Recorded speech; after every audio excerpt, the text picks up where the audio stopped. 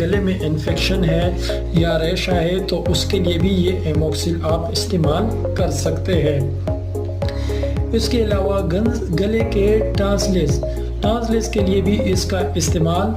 کیا جا سکتا ہے اور اس کے لیے بھی بہترین ٹیبلٹس یہ ہے، یہ بہترین اینٹی بائیوٹکس ہے۔ پھر اس کے بعد دانت میں انفیکشن، دانتوں میں کوئی انفیکشن ہے، دانت خراب ہے، اس میں جو ہے کوئی انفیکشن ہے، زخم ہے،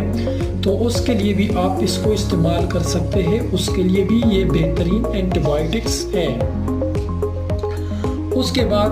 ناک میں اگر آپ کا انفیکشن ہے، کوئی زخم ہے، کوئی مسئلہ ہے، تو آپ اس کے لیے بھی جو ہے اس ایموکسل کو آپ استعمال کر سکتے ہیں، یہ اس کے لیے بہترین ٹیبلٹس ہے۔ اس کے علاوہ سینے میں انفیکشن،